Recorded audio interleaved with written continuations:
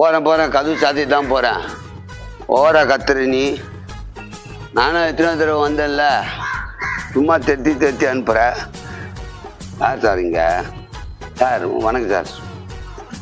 நடிகரை பார்க்க வந்தா வெளியே போ தெத்துறாங்க சார். நான் தொடர்ந்து வந்துட்டு இருக்கேன். பார்க்கணும்னு சார், பார்க்கணும்ல. நீங்கள் யோசிச்சு பாருங்களேன், ஒரு ரசிகன் வந்திருக்குன்னு என்ன சொல்லணும்? எப்போ கேட்டாலும் அந்த வாட்ச்மேன் சொல்கிறாரு ஷூட்டிங் போயிருக்காரு, வெளிநாட்டுக்கு போயிருக்காரு, வெளியூர் போயிருக்காருன்னு. என்ன சார் கொஞ்சம் கூட இதுவே இல்லை சார்.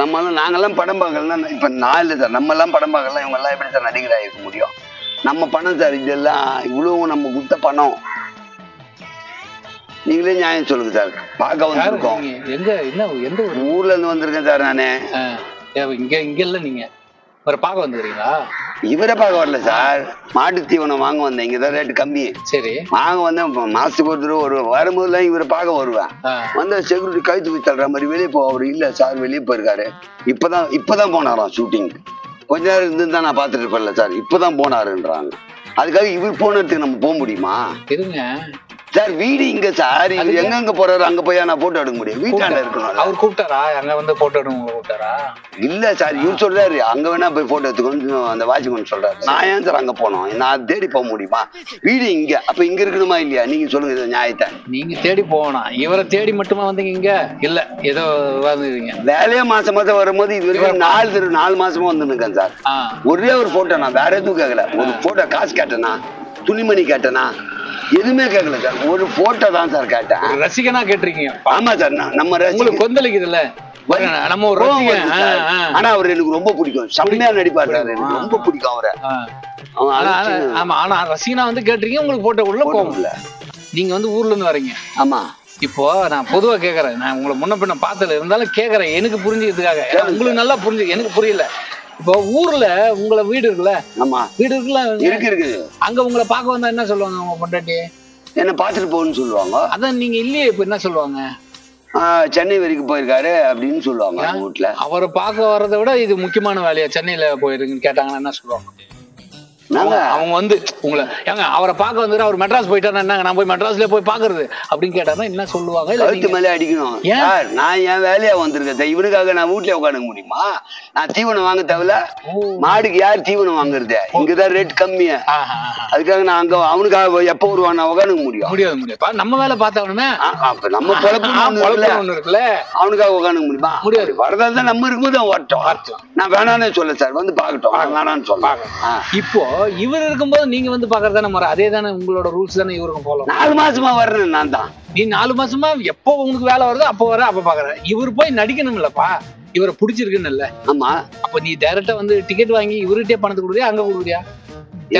படத்துல தியேட்டருக்கு படம் அதுலதான் சம்பாரிச்சாரு. அதெல்லாம் நீ கொடுத்து நீ பாத்துட்ட. அவரு நடிச்சுட்டாரு. ஆமா, அதை விட்டுரு. அவர் ஒண்ணு ரொம்ப பிடிச்சு போச்சு. அவரை பார்க்க இங்க வந்துக்கிற. அவரு இப்ப வெளியே போய்கிறாரு. எதுக்கு? உன்ன மாதிரி ரசிகர்கள் இன்னும் நிறைய படங்கள் கொடுக்கணும்னு நடிக்க போயிருக்காரு. நீ வருவன்றதுனால நடிக்காம இங்க வீட்லயே உட்காந்துருந்தா அப்புறம் எப்படி உங்களுக்கு பணம் கொடுக்க முடியும்? கரெக்ட் சார், தப்பு இல்ல. ஒரு தடவை சொல்லலாம், 2 தடவை சொல்லலாம். 4வது தடவை வரேன் சார். அப்போ வாட்ச்மேன் சொல்லல, ஒருத்தர் வராரு ஒல்லியா, அவர் மாசம் வராரு, கொஞ்சம் இருக்குன்னு சொல்லிருக்கலாம்ல. உன்ன மாதிரி ரசிகர்கள் இந்த மாதிரி நடிகர்களுக்கு ஒரு நாளைக்கு குறைஞ்சது 10,000 to 20,000 பேர் வருவாங்க. இல்லையா? யாருமே இல்லையா? நான் மட்டும் தான் வந்தேன். இப்ப இல்ல. நீ இங்கே ஒன்னா செக்யூரிட்டி வேலை பாரு, உனக்கு அப்ப தெரியும் எவ்வளவு பேர் வந்து கேட்டு போறாங்க, என்னென்ன. அது வாட்ச்மேன் சொல்றாரு, டெய்லி இது மாதிரி 100 பேர் வரீங்க, டெய்லி வரீங்க சார். இருக்கும் போது எடுத்துக்க மாட்டாங்க. அவங்க எடுத்துன்னு போயிருக்காங்க. அவங்க வந்தவங்க கூட ஒரு சிலர் எடுத்துன்னு போயிருக்காங்க. அவர் இருக்கும்போது நீ அவர் இருக்கும்போது வர்றது இல்லையா? நீ எப்ப மாட்டுக்கு தீவனம் எப்ப வாங்க வரையோ அப்பதான் வர. அந்த நேரம் பார்த்து ஒரு ஃபாரின் ஷோ போயிருக்கலாம், ஃபாரின் ஷூட் போயிருக்கலாம், இல்ல சினிமா ஷூட்டிங் எங்கன்னா போயிருக்கலாம். இந்த வீட்லயே ஷூட்டிங் எடுக்க முடியும்.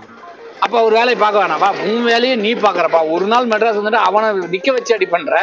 அப்ப இவரு இல்ல சார், கொஞ்சம் யோசிச்சு பாருங்களேன். நான் யோசிக்கவா? கொஞ்சம் யோசிச்சு பாருங்க. நான் யோசிக்கிறேன். எல்லாருக்கும் போட்டோ கொடுக்குறீங்க நீங்க. அவர்கிட்ட வந்து எடுத்துக்கலான்றாராம். இன்னைக்கு சார் இதுக்கு மேல ஃபாரின் போனாரு, ஊருக்கு போனாரு, ஷூட்டிங் போனாரு. 10 நிமிஷம் இருந்தா நான் போட்டோ எடுத்திருப்பேன்ல சார். 10 நிமிஷம் முன்னாடி வந்துருக்கலாம்ல. நீ அவர் கிளம்புறதுக்கு அப்புறம் 10 நிமிஷம் நின்னுக்கலாம்னா அவருக்கு அங்க வண்டி வெயிட் பண்ணும், ஷூட்டிங் வெயிட் பண்ணா அங்க 30 பேர் 300 பேர் வேலை செய்யறவங்க நின்னுட்டு இருப்பான். இவர் லேட்டா போனா எவ்வளவு செலவாகும் தெரியுமா? 10 நிமிஷம் ஒரு ரசிகனுக்காக சார். 10 நிமிஷம் 10 நிமிஷம் ப்ரொடியூசர் பணத்தை கொட்டி கோடிக்கணக்கில் கொட்டி செலவு பண்ணிருக்காரு. 10 நிமிஷம் லேட் ஆனா அடுத்து 6 மணிக்கு மேல போனா இன்னொரு கால் ஷீட் ஆகி அதுக்கு பேமெண்ட் எவ்வளவு ஆகும் தெரியுமா உனக்கு?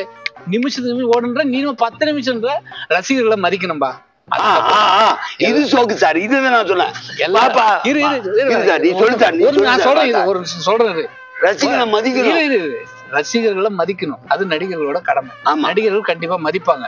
ஆனா அவங்க ஃப்ரீயா இருக்கும்போது போகணும். அவங்க வேலை செய்யும் போது ஷூட்டிங் நடிக்கும்போது சார் எனக்கு ஒரு போஸ்ட் கொடுங்கன்னு சொன்னா கோபம் வரும்.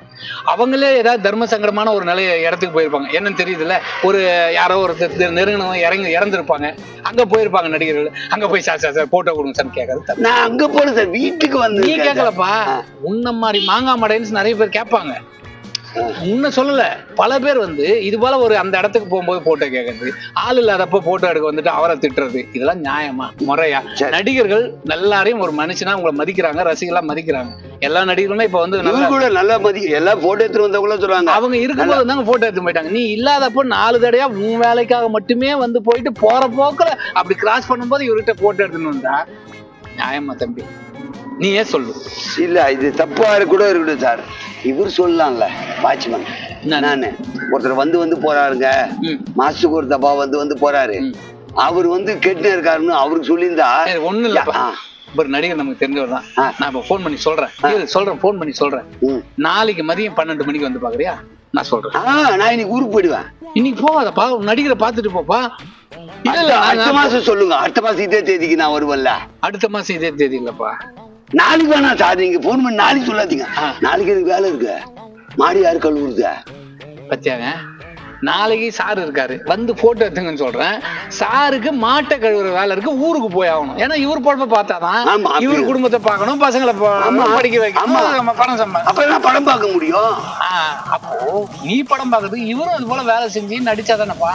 நீ செய்யறது ஒரு தொழில், நான் இவர் செய்யறது ஒரு தொழில். அவங்க தொழில் செய்யறாங்க, அதனால தப்பு கிடையாது. ஆனா அவங்கவுங்களுக்கு ஏத்த மாதிரி போ, அதான் கரெக்ட். நீ வந்து நிலக்க நின்றுட்டு இன்னைக்கு வந்து போட்டோ எடுத்தாகணும், இவர் இல்ல 4 மாசமா நான் வந்தேன் மாட்டு தீவனம் வாங்கும்போது இவர் இல்ல அப்படின்னு நடிக்கிற அப்படின்னு கேட்க கூடாது. நீ தான் நாளைக்கு நான் வேற யாரும் நினைச்சியா? நான் யாருன்னு நினைக்கிறேன்? அந்த ஆர்டிஸ்ட் இருக்கார்ல, அவரோட பர்சனல் செக்ரட்டரி தான். இப்ப நான் தான் அவரை அங்க அமிச்சிட்டு இப்படி வந்துட்டு இருக்கேன். நீ வந்து இப்படி திட்டு, நானே இன்னைக்கு தான் உன்னை பாக்குறேன், 4 தடவை வந்து போறேன்ற. அவர் இருக்கும்போதே ஒரு டைம் வரமாட்டேன். நாளைக்கு ஏதாவது 12 மணிக்கு வாரினேன், அப்ப உனக்கு வேலை இருக்குன்ற. அப்ப என்ன அவரு மட்டும் வேலை இல்லாம இருக்காரா? இப்போ வர சொல்லுங்க சார். இப்போ வர நான் வந்திருக்கேன்னு சொல்லுங்க சார். 4 மாசமா ஒருத்தர் வராரு. இப்ப சொல்லி இப்போ வர சொல்லுங்க. எடுத்துன்னு போயிரியா? ஓகே. இன்னைக்கு ஷூட்டிங்க கேன்சல் பண்ண சொல்லிடுறேன் நான். அவர் வர சொல்லிடுறேன். என்ன இன்னைக்கு அவரோட பேமெண்ட் வந்து 5 லட்சம் ரூபாய் வாங்குறாரு. நீ 5 லட்சம் கொடுத்துரு, நான் வரேன் சார். என்ன சார் நீங்க? என்ன சார்னா வாப்பா, இங்க வாப்பா. டேய் வா, இங்க வா. பஸ் ஸ்டாண்ட் இந்த பக்கம். டேய் இப்படி பஸ் ஸ்டாண்ட் இந்த பக்கம் போ. நான் இன்னொரு நாள் நான் அவர் இருக்கும்போது வந்து எடுத்துக்கிறேன் சார்.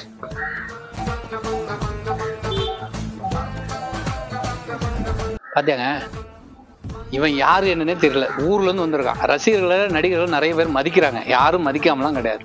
அவர் இல்லாதப்ப வந்துட்டு இப்படி ஒரு கதை சொன்னா, இப்ப பாருங்க ஷூட்டிங் கேன்சல் பண்ணிட்டு வர சொன்னா அந்த பேமெண்ட் கொடுங்கன்னா எப்படி பதறி ஓடுறாங்க. இவருக்கு மட்டும் வேலை இருக்குன்னு மாதிரி அவங்களுக்கும் வேலை இருக்காதுங்க. யோசிச்சுங்க. கண்டிப்பாக நடிகர்களை நீங்க புரிஞ்சுக்கிட்டா உங்களையும் நடிகர்கள் புரிஞ்சுப்பாங்க. சரியா? சரியோ தவறோ ஏத்துக்கிடுங்க.